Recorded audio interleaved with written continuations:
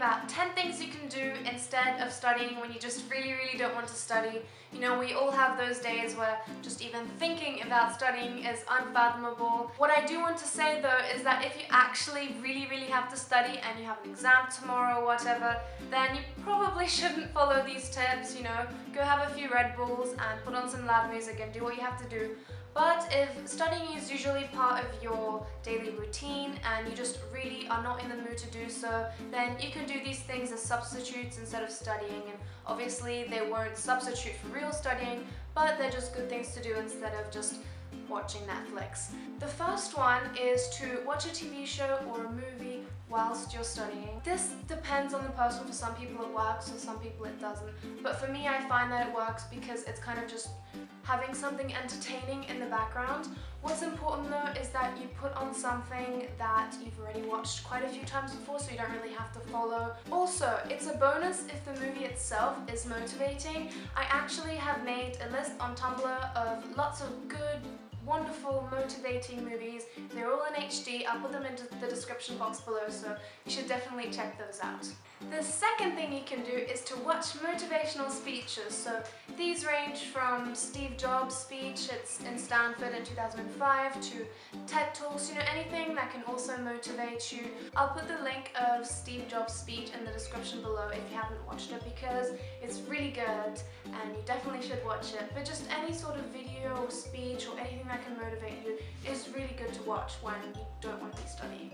Next we have number 3, and that is to organize your notes or clean your room. Obviously you won't benefit intellectually from this, but it might just motivate you to do the real thing.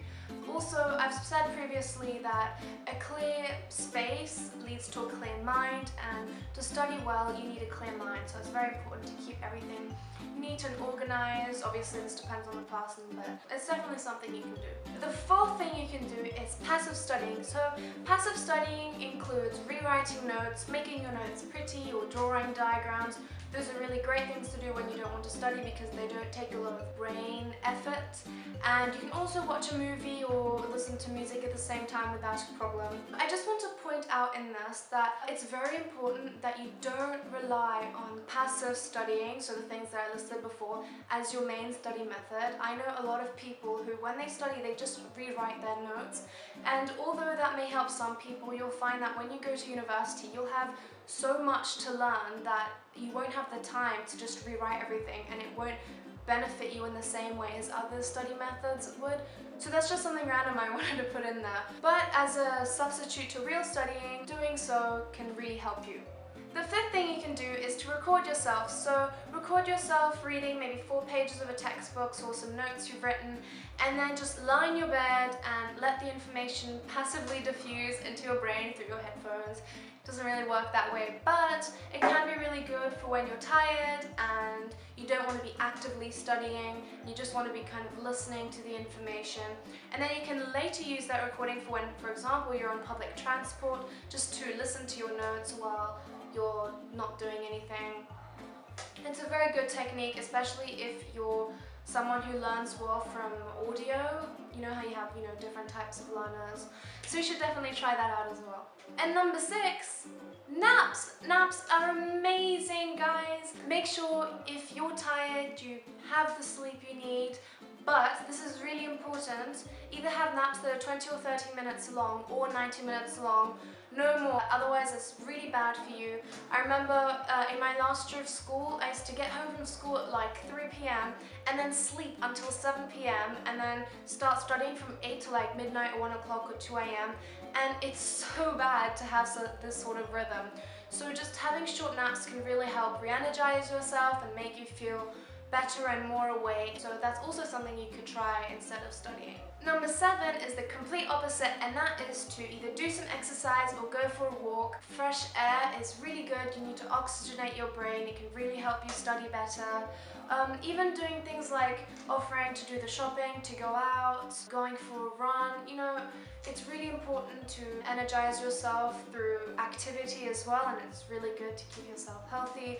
So go for a run for maybe 20 or 30 minutes and then come back home, you know, have a shower, and you'll feel more energized. This depends on the person, obviously. Some people will just feel exhausted, but really know yourself, know what works for you, and for some people, doing exercise is something that really helps them get motivated and be in a better state of mind for studying. Number 8 is to watch a documentary on what you're learning. So watching a documentary or even any YouTube videos, crash course videos are really good. Just anything that covers the material you're doing. It can be both entertaining and educational at the same time, and can really help you learn what you need to learn. So that's also something I would definitely recommend you do, and is actually something that I often do. So yeah, you should definitely try that. And then we have number 9. So number 9 is to make Quizlet flashcards. For those who don't know, Quizlet is a really, really good website for when you need to study. It helps you make flashcards and it helps you study them.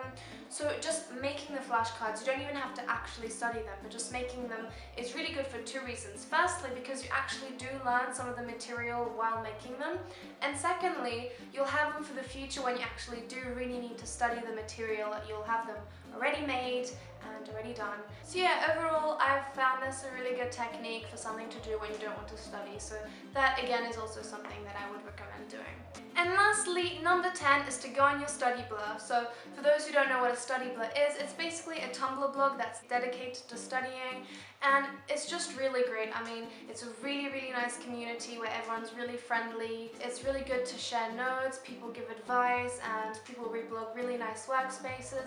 And altogether, it's really a good pro-study environment to be in and can actually help you motivate you do your own work. So my study blur is leostudies.com. Definitely check it out and follow me if you like. And yeah, those were the 10 things you can do when the last thing you want to do is study. If you guys like the video, please give it a big thumbs up and subscribe, and I'll see you guys later.